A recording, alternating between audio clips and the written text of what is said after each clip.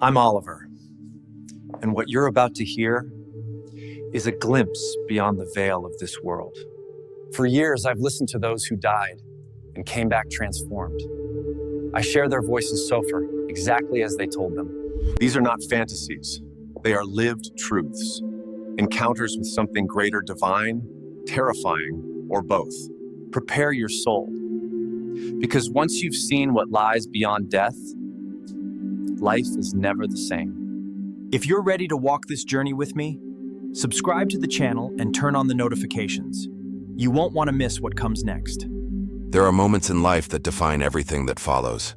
Moments where time seems to crack open and pour eternity into your soul. For me, it wasn't a dream or a story. It wasn't even a near miss. It was death. 3 full minutes without breath, without heartbeat, without earthly consciousness. What happened to me during those 3 minutes changed my life forever. Not just my beliefs or my attitude, but the very essence of who I am. I came back with more than memories. I came back with a burden. What I saw wasn't for me to keep, it was for you to hear. It started like any other ordinary day, the kind you don't bother to remember because nothing seems significant. I woke up late, rushed through breakfast, skipped my usual prayer. Though truth be told, prayer had become more of a habit than a heartfelt practice. My mind was already swimming in distractions, deadlines, group chats, the weekend plans. God wasn't in my thoughts. Not because I didn't believe in him. I did, but in a distant, ceremonial kind of way. He was like a childhood friend you no longer call, but still remember fondly. That morning, I walked out of my house completely unaware that my life was about to end. The traffic was heavy as usual. The noise, the smells, the hustle of the city. Everything felt routine. I remember scrolling through my phone, replying to a meme one of my friends had sent, laughing at something stupid. That laugh was the last sound I ever made on this side of life. I stepped off the sidewalk, still smiling, still glued to my screen. I didn't see the truck. I didn't hear the brakes. The world didn't give me a warning, and I didn't get a chance to say a prayer. That was it. In an instant, everything went black.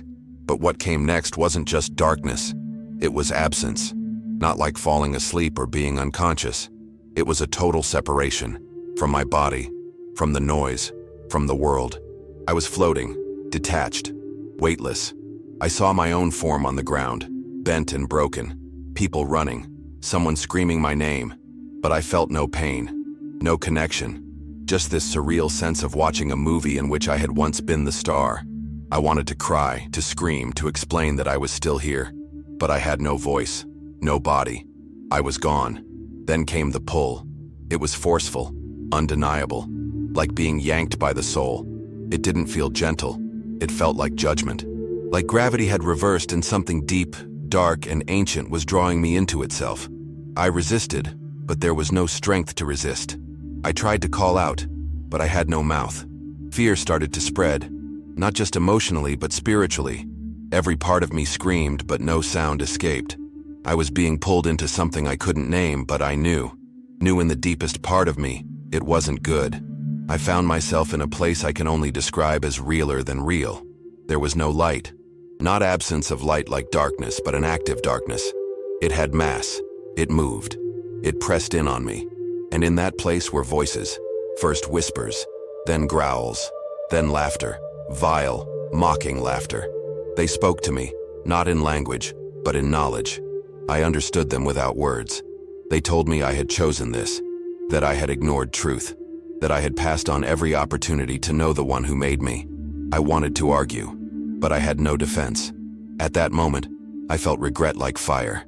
Not regret for missing out on life, not even for dying young, but regret for every moment I chose comfort over truth, silence over boldness, distraction over purpose. I realized I had treated God like an accessory, like a checkbox, like a backup plan. And now I stood, or floated, in the consequences of that attitude. There was no one to blame, not even God. I saw every compromise clearly. Every time I had pushed conviction aside. Every lie I had told myself about doing better later. And I knew it was too late. If you're hearing this, you still have breath. That means you still have time. Don't make the mistake I made. Don't wait until there's no ground left to stand on. Right now, As you listen to this, eternity is watching. Your soul is listening, and you have a decision to make. This isn't about fear. It's about truth. Truth that can set you free now. Don't wait for a moment like mine. Don't let death be the first time you take God seriously. Open your heart. Ask the question you've been avoiding. What if you're not ready? And what if this is your warning? There was a moment, right in the middle of that crushing darkness, where I almost gave in. Not just to fear, but to hopelessness. There's a difference. Fear still implies there's something worth fighting for, but hopelessness is surrender. I began to believe the voices, to agree with them. They whispered that I was forgotten, that no one was coming, that this was my end. It wasn't just the place that scared me. It was the realization that I had lived my life as if this place couldn't exist. I had gambled with eternity, and now I was holding a losing hand. That moment, that collapse of the will, felt worse than death itself. And then, without warning, a light pierced the void. It didn't creep in. It exploded, like a sword cleaving a nightmare in half. I felt the darkness recoil, not fade, recoil, like it feared what was coming. The voices stopped instantly. The heaviness that pressed against me lifted. And for the first time, I felt something other than fear. It was not peace. It was presence. A power so overwhelming it stole every thought from my mind.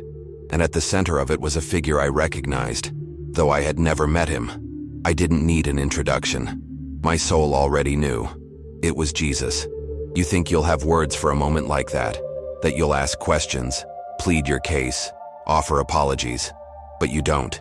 You just fall. Fall into awe, fall into truth, fall apart. I couldn't speak.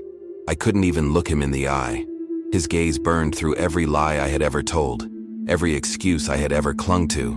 And still, what I felt wasn't condemnation. It was love, but not a soft, comfortable love. A terrifying love. The kind that knows everything about you and chooses to love you anyway.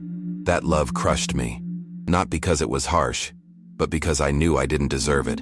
Then he asked me something. Something so simple, yet so heavy it silenced the universe around me. Do you know why you're here? I wanted to say yes. I wanted to explain myself, to tell him I was a good person, that I tried, that I meant well, but I couldn't lie anymore. In his presence, lies dissolve.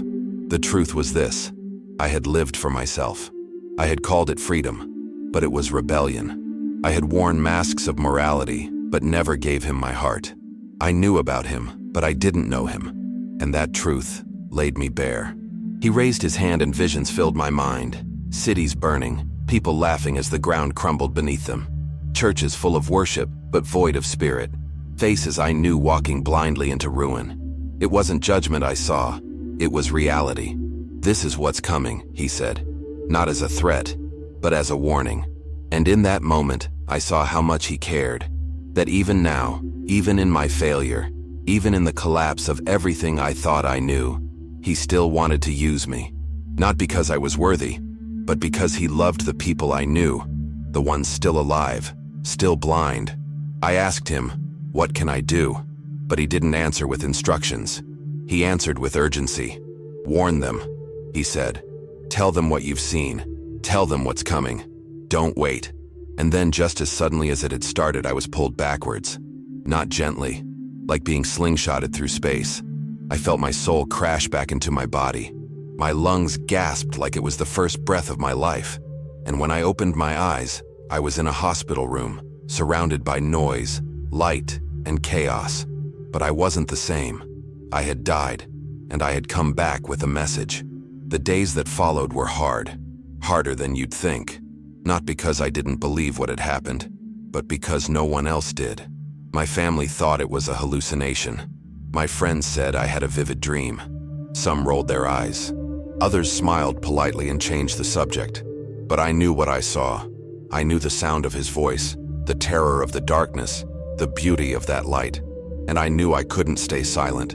It didn't matter who believed me. What mattered was obedience. What mattered was that the message got out, no matter the cost. I started speaking in small ways, not from a stage, not with a microphone, just in one-on-one conversations. At first, I was timid.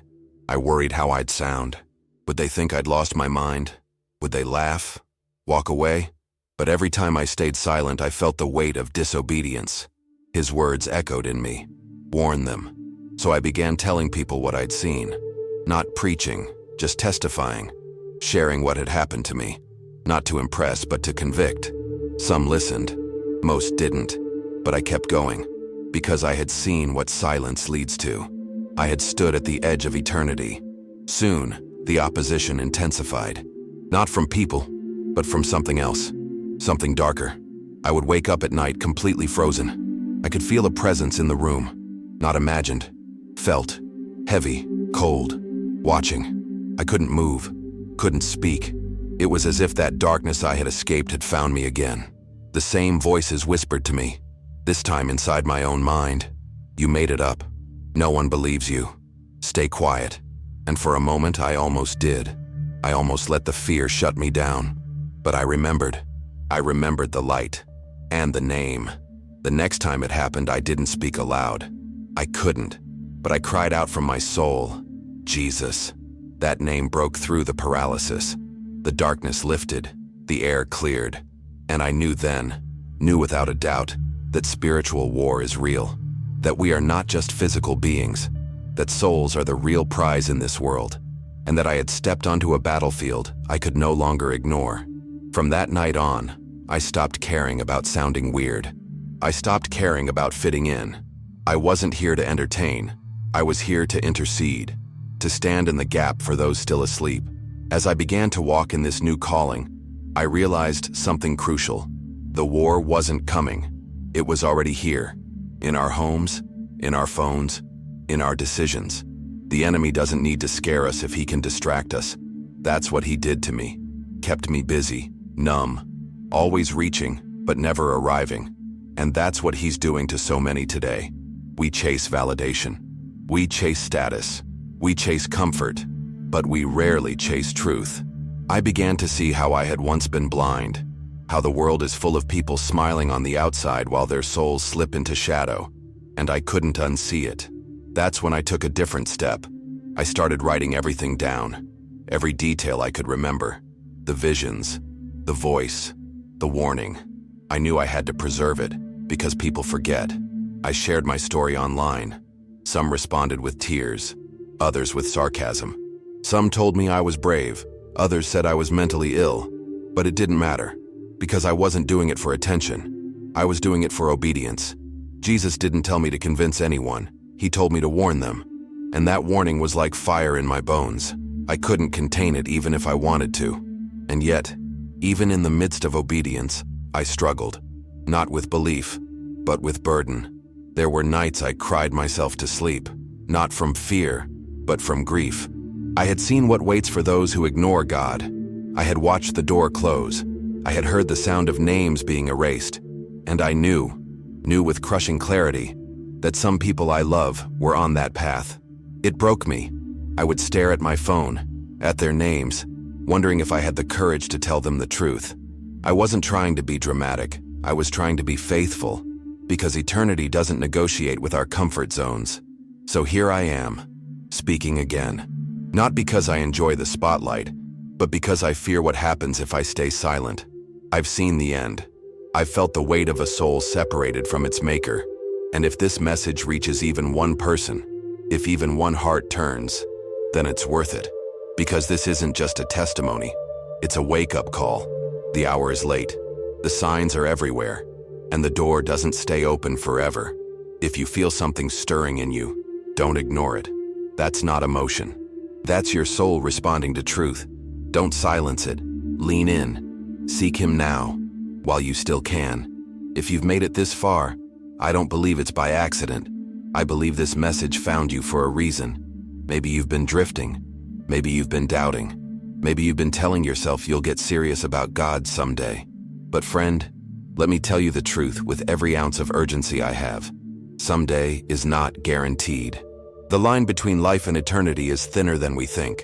I crossed it, and by the mercy of Jesus I came back, not to entertain you, not to impress you, but to warn you, because I love you enough to tell you the truth. Don't walk away from this unchanged. Don't treat this like another video you scroll past and forget. This is a divine interruption, a rescue mission for your soul. You still have time. You still have breath. That means you still have a choice. Choose Jesus, not religion, not rules. Him. Give him your heart. Surrender everything. You don't have to have it all figured out. You don't have to clean yourself up first. You just have to say yes. Right now, wherever you are, out loud or in your heart, say yes. Because the next moment isn't promised, but eternity is. If you're ready to make that decision, do it now. Don't wait. Don't reason your way out of it. Just respond. Talk to him. Ask him to forgive you. Invite him into your life. Ask him to show you who he really is. And then take a step, a real one. Get into the Word. Find a Bible teaching community. Start praying like your life depends on it. Because it does. Let this be the moment everything changes. Let this be the day your name is written in the book of life. Don't let another second slip away without knowing where you stand with God. And if this message stirred something in you, if it challenged you, convicted you, woke you up, then don't keep it to yourself. Share it with someone you love. Send it to the friend who keeps saying they're spiritual but not religious. Post it where people can see it. You never know who's one step away from giving up, one step away from eternity. This might be their wake-up call too. Don't underestimate what God can do through your obedience. This is not about building followers. It's about building a remnant, a family of people who are awake, watching, and ready. So here's what I'm asking you to do next. Subscribe to this channel and follow Jesus. Not because I want clicks, but because I want souls. Turn on notifications, not for my sake, but because what's coming next might be the confirmation you've been praying for. Comment below with the words, "I choose Jesus." Make it public. Make it known. Let your declaration shake the very gates of hell. This is more than content. This is calling. This is your moment. And if you've already been walking with him, let this reignite the fire. Let this remind you what's at stake. There are people around you who need this truth. Don't stay silent. Don't get comfortable. Stay on mission. Be bold. Be faithful. Eternity is real, and time is short. We're not just surviving this world. We're fighting for the souls within it. And the fight is worth it. Every conversation, every prayer, every act of obedience. It matters. You matter. You were made for this. Thank you for letting me speak into your life. Thank you for listening with an open heart. I may not know your face or your story, but I want you to know this. I love you. I care about your soul. And I will keep speaking truth until my last breath, because that's what Jesus did for me. And now it's what I do for him. Until next time, stay awake. Stay ready. Follow Jesus with everything you have. I'll see you in the next video. Or maybe I'll see you at the gates.